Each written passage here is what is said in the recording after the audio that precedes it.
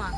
Perkenalkan, nama saya Nursani Samosir dengan NIM L1A118085. Saya dari Fakultas Pertanian, jurusan Kehutanan. Di video kali ini, saya akan menjelaskan materi tentang rancangan bujur sangkar Latin atau yang kita singkat dengan RBSL. Baiklah, di sini saya akan menjelaskan materi tentang rancangan percobaan bujur sangkar Latin atau yang sering kita singkat dengan RBSL. Yang pertama ada pengertian rancangan bujur sangkar Latin atau RBSL. Rancangan bujur sangkar Latin atau yang kita singkat dengan Latin Square Design merupakan salah satu model rancangan lingkungan dalam rancangan percobaan. Desain rancangan ini berbentuk bujur sangkar sehingga disebut juga rancangan bujur sangkar Latin. Rancangan ini digunakan apabila unit percobaan tidak homogen, di mana ketidakhomogenan tersebut diduga mengarah pada dua arah, sehingga pengelompokan perlakuannya berdasarkan dua kriteria, yaitu pengelompokan ke arah baris dan pengelompokan ke arah kolom ataupun jalur. Hal ini memungkinkan untuk mengukur dan menyisihkan keragaman tanah percobaan kedua arah sehingga menurunkan galat daripada percobaan yang kita kerjakan. Salah satu ciri khas dari rancangan bujur sangkar Latin adalah jumlah baris sama dengan jumlah kolom, atau dengan kata lain, jumlah perlakuan sama dengan jumlah ulangan. Jumlah perlakuan yang ideal untuk rancangan ini adalah 5-8. Apabila perlakuan yang diuji hanya sedikit atau perlakuannya kurang dari 4, maka penggunaan rancangan ini dianggap kurang efisien untuk dilakukan.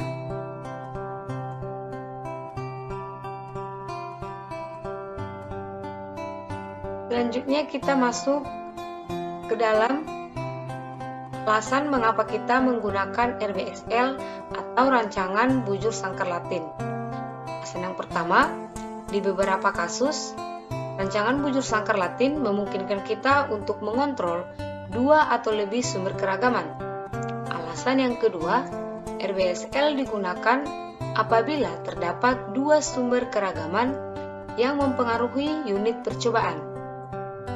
Alasan yang ketiga, kedua sumber keragaman tersebut dapat dikontrol dengan menggunakan blocking atau pengelompokan pada arah baris dan kolom. Alasan yang keempat, jumlah perlakuan sama dengan jumlah baris dan jumlah kolom sama dengan P. Selanjutnya, alasan yang kelima, penerapan perlakuan terhadap unit percobaan dilakukan secara acak dengan memperhatikan batasan bahwa setiap perlakuan hanya muncul sekali pada arah baris dan hanya muncul sekali pada arah kolom atau jalur.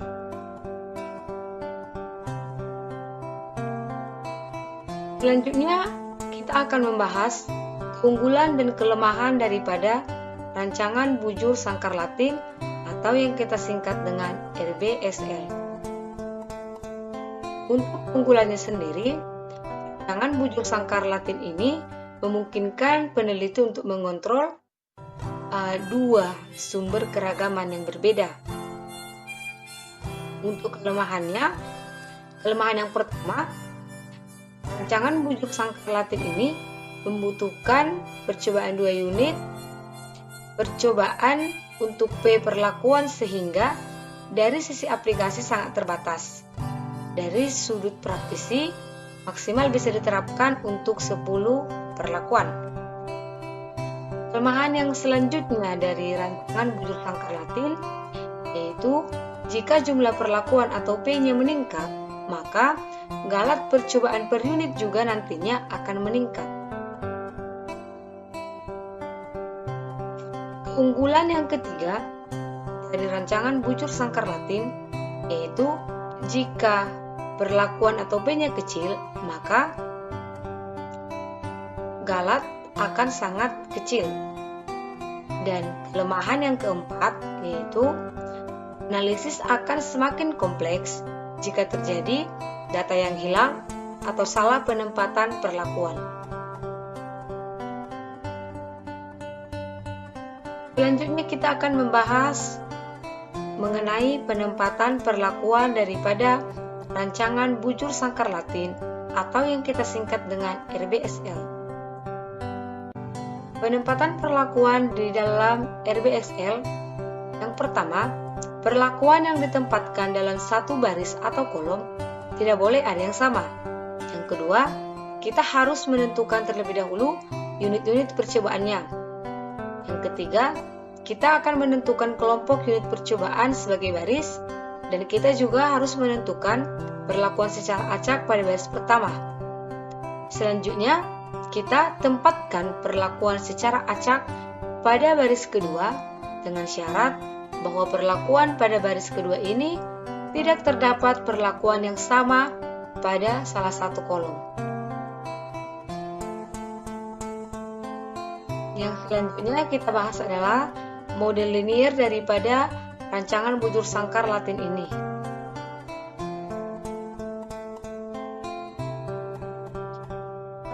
Model linier yang pertama ada analisis ANOVA.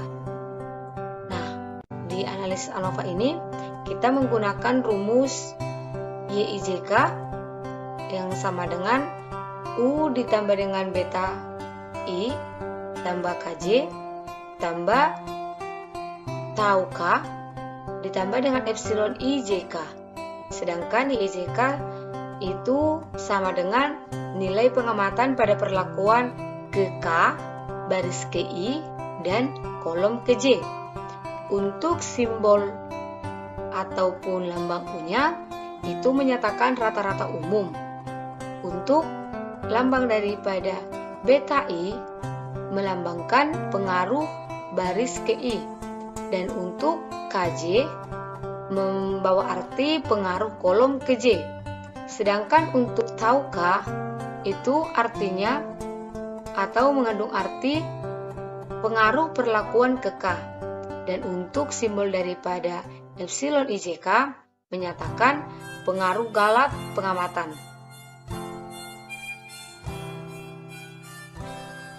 Selanjutnya dalam analisis model linear ANOVA, kita akan membuat sumber keragaman DB, JK, KT, dan juga F hitungnya.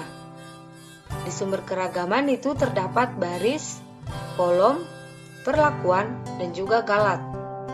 Dengan sumber keragaman baris, DB-nya T ke 1, kolom T ke 1 juga, perlakuan T ke 1, sedangkan untuk galat ada T1 dikali dengan T kedua. Untuk JK-nya pada baris ada JKB, kolom ada JKK, perlakuan ada JKP, dan untuk galat ada JKG. Selanjutnya untuk KT-nya, untuk baris ada KTB, untuk kolom ada KTK, untuk perlakuan ada KTP, dan untuk galat ada KTG. Nah, untuk menentukan F hitung, kita akan melakukannya dengan baris KTB kita bagi dengan KTG, sedangkan kolom KTK kita bagi dengan KTG, dan juga KTP kita bagi dengan KTG. Di dalam analisis model linear ANOVA, kita juga mempelajari faktor koreksi atau yang kita singkat dengan FK dengan rumus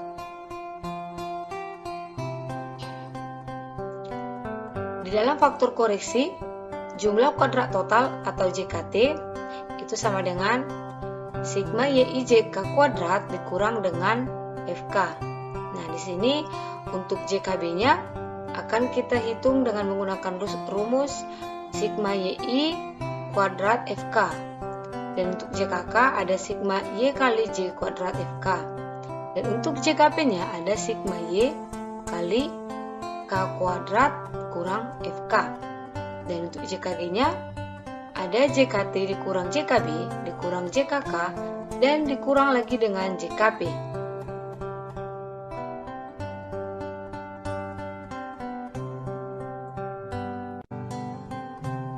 Selanjutnya kita akan masuk ke pembahasan pengujian hipotesis daripada rancangan bujur sangkar Latin atau yang kita singkat dengan RBSL. Untuk pengujian hipotesis, yang pertama kita uji dulu dalam pengaruh baris. Di pengaruh baris kita menggunakan ketetapan yaitu jika F hitungnya lebih kecil daripada F alfa, berarti DB dikali nanti dengan baris dan juga DB kita kali dengan galat, maka terima H0. Untuk hasilnya yaitu kita menerima H0, atau dalam kata lain tidak ada perbedaan antar baris. Nah, dalam pengaruh baris, jika F hitungnya lebih besar dari F alfa, maka DB kita kali dengan baris dan DB kita kali juga dengan galat. Maka di sini kita akan menolak H0 atau kita akan menerima H1. Selanjutnya, pengujian hipotesis untuk pengaruh kolom. Di pengaruh kolom, kita menggunakan ketetapan jika F hitungnya kecil dari F alfa, maka DB kita kali dengan kolom dan DB juga kita kali dengan galat. Dengan hasilnya nanti kita akan terima H0 atau tidak ada perbedaan antar kolom. Sedangkan jika pengaruh kolom, jika F hitungnya lebih besar dari F alfa, maka DB kita kali dengan kolom dan DB juga kita kali dengan galat. Dengan hasil kita akan menolak H0 atau terima H1. Selanjutnya, ada pengujian hipotesis pada pengaruh perlakuan. Di pengaruh perlakuan kita gunakan ketetapan jika F hitung lebih kecil nantinya dari F alfa, maka DB akan kita kali dengan perlakuan dan DB juga kita kali dengan galat. Dengan hasil kita terima H0. Dan jika F hitungnya pada pengaruh perlakuan lebih besar daripada F alfa, maka DB nantinya akan kita kali dengan perlakuan dan DB kita kali juga dengan galat. Maka hasilnya kita tolak H0 atau terima H1. Selanjutnya kita akan masuk ke dalam missing data atau data hilang.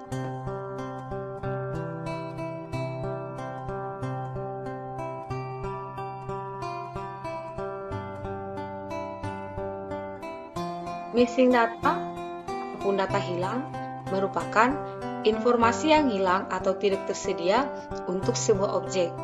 Missing data atau data hilang ini merupakan masalah yang sering kita jumpai dalam penelitian.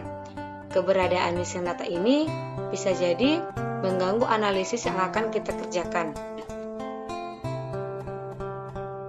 Dalam missing data kita akan menggunakan rumus yaitu T kali RO tambah CO tambah dengan TO dikurang dengan 2GO. Nah, maka di sini untuk X itu adalah data yang hilang, untuk RO itu jumlah nilai pengamatan pada baris di mana nantinya terdapat data yang hilang. Untuk CO itu merupakan jumlah nilai pengamatan pada kolom di mana terdapat data yang hilang.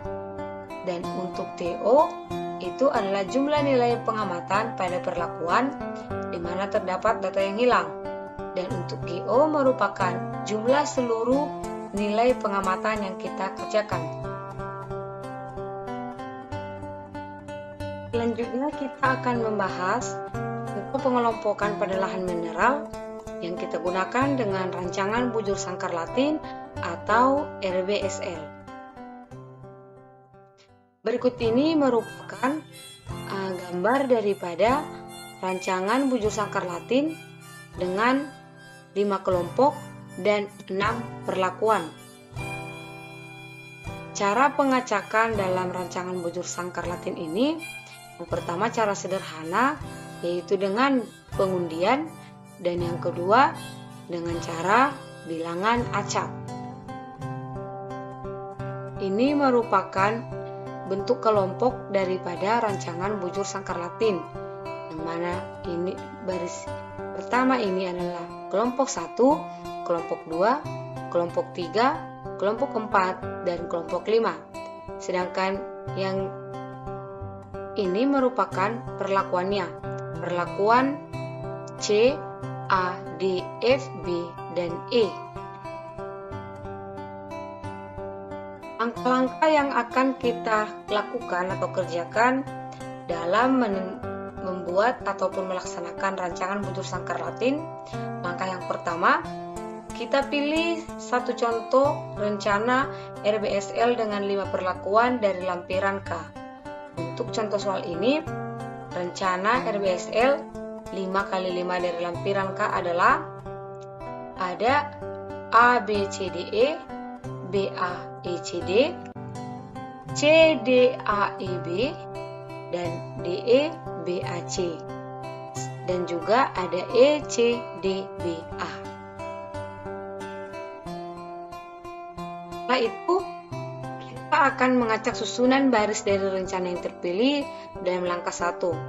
Nah, untuk ini, kita akan membuat metode tabel bilangan acak.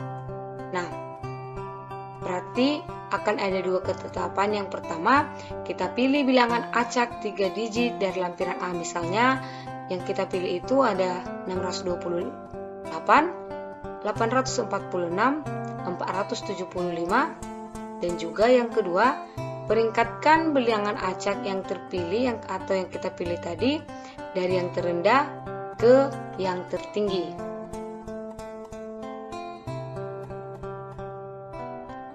Selanjutnya kita masuk ke dalam langkah yang ketiga. Di langkah yang ketiga, kita akan menyusun garis besar sidik ragam, yaitu kita buat sumber keragaman, derajat bebas, jumlah kuadrat, kuadrat tengah, F hitung, F tabel yang nantinya kita bagi dengan 5% dan juga 1%. Setelah itu kita akan menggunakan T untuk menunjukkan banyaknya perlakuan. Nah, untuk menentukan derajat bebas masing-masing sumber keragaman, kita gunakan D kali B umum yang sama dengan T kuadrat kurang 1 sama dengan 16 kurang 1, maka menghasilkan jumlah 15. Selanjutnya D kita kali dengan B dan kita kali dengan baris, ini sama dengan DB lajur sama dengan DB perlakuan, sama dengan T kurang 1 sama dengan 4 kurang 1 sama dengan 3.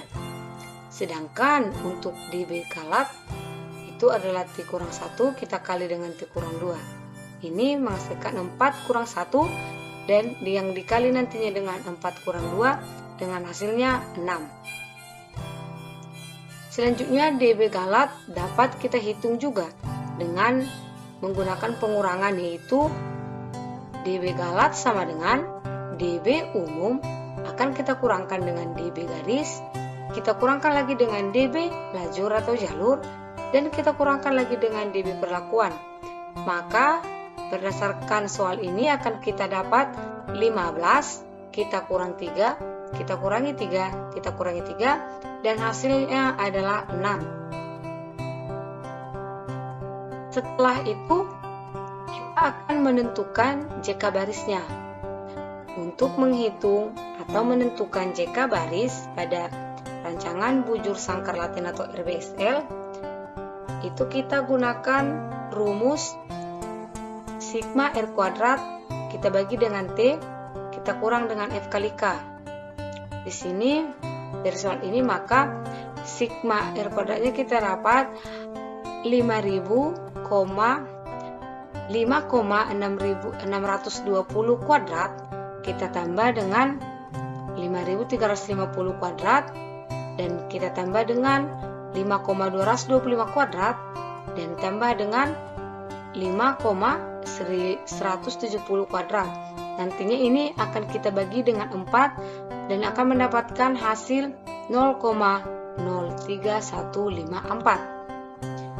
Setelah menghitung JK baris, kita akan menghitung JK jalurnya atau lajur dengan rumus sigma C kuadrat dibagi dengan T dikurang dengan F kali K.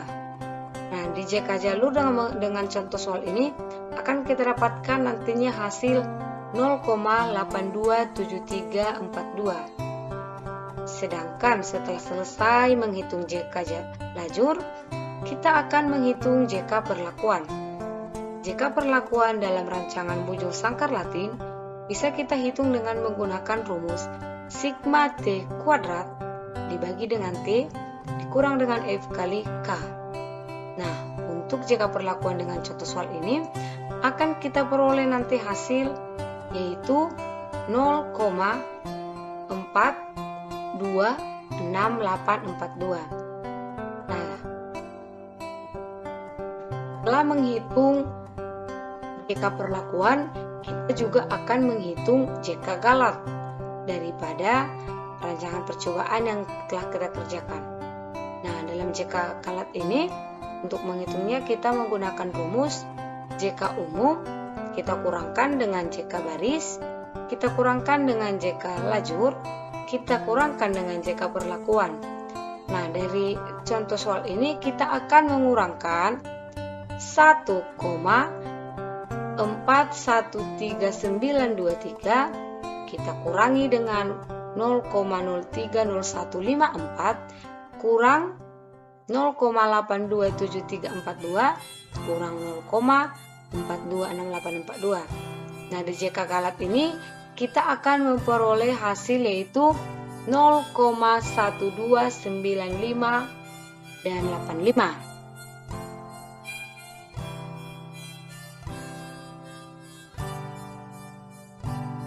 Selanjutnya kita akan menghitung atau kita akan masuk ke langkah yang keenam.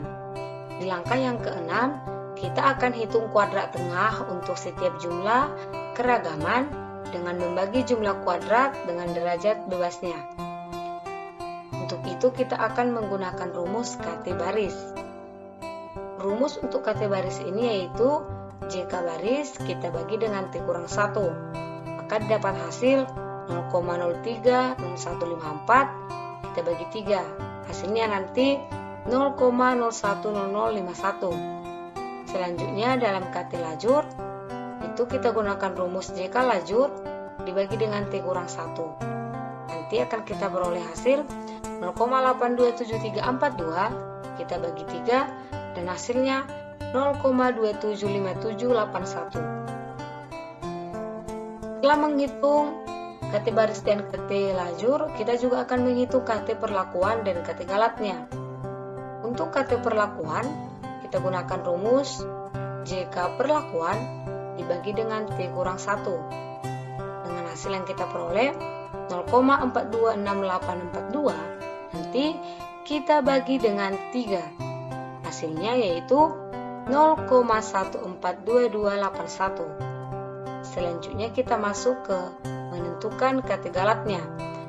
Dalam menentukan KT galat, kita gunakan rumus yaitu JK galat kita bagi T kurang 1 dan kita kali lagi dengan T kurang 2. Di sini kita beroleh hasil 0,129585 kita bagi dengan 3 kali 2. Ini akan menghasilkan 0,021598. Selanjutnya kita masuk ke langkah yang ketujuh. Di langkah yang ketujuh, kita hanya menghitung nilai F untuk menguji pengaruh perlakuan. Dalam menghitung nilai F untuk menguji pengaruh perlakuan, kita gunakan rumus F yaitu KT perlakuan kita bagi dengan KT galat. Dari contoh soal ini, kita beroleh 0,142281 itu kita bagi nantinya dengan 0,021598 dan menghasilkan 6,59. Selanjutnya kita masuk ke langkah yang ke-8. Langkah yang ke-8 kita akan bandingkan nilai F hitung dengan nilai F tabel dari lampiran E dengan F1 sama dengan D kali B perlakuan sama dengan T kurang 1 dan F2 sama dengan D kali B kali galat yang sama dengan T kurang 1 kali T kurang 2. Dan selanjutnya kita akan buat kesimpulan dengan mengikuti petunjuk dalam langkah 9. Selanjutnya, untuk contoh soal ini, nilai F diambil dari lampiran E dengan derajat bebas, yaitu F1 sama dengan 3, F2 sama dengan 6, adalah 4,76 pada taraf nyata 5% dan 9,78 pada taraf 5%. Tetapi lebih kecil daripada nilai F tabel pada taraf 1%. Perbedaan perlakuan berbeda nyata pada taraf 5%. Selanjutnya kita masuk ke langkah yang terakhir, yaitu langkah ke-6. Langkah yang ke-9. Di langkah yang ke-9, kita akan menghitung koefisien keragaman sebagai KK sama dengan akar dari KT galat dibagi dengan rataan umum. Baru kita kali dengan 100. Di sini kita beroleh akar dari 0,021598 akan kita bagi dengan 1,335. Nah, maka koefisien keragaman itu nanti kita kali 100% dan menghasilkan 11%.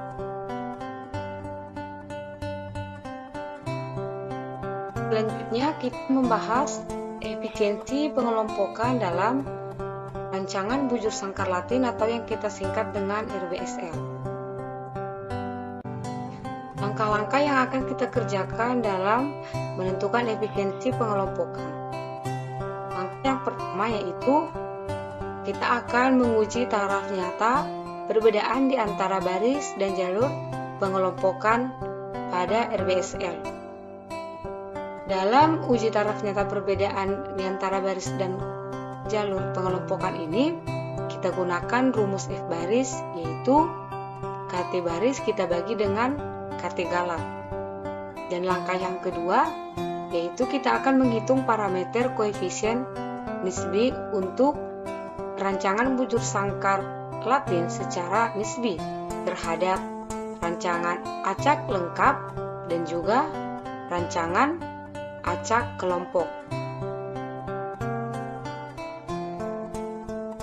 Selanjutnya nanti setelah kita melakukan perhitungan dalam RAK ataupun RAL secara RBSL, maka hasilnya sesuai dengan contoh soal menunjukkan bahwa penambahan pengelompokan lajur atau jalur mungkin dilakukan dengan penggunaan RBSL dan diduga menaikkan ketepatan percobaan dibanding dengan RKLT dengan baris sebagai kelompok nanti dengan jumlah sebesar 266%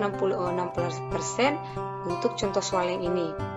Sedangkan penambahan pengelompokan baris dalam RBSL tidak menaikkan ketepatan dibanding RKLT dengan lajur sebagai kelompok, sehingga untuk pengujian ini suatu RKLT dengan lajur sebagai kelompok sama efisiennya dengan RBSL atau rancangan bujur sangkar Latin.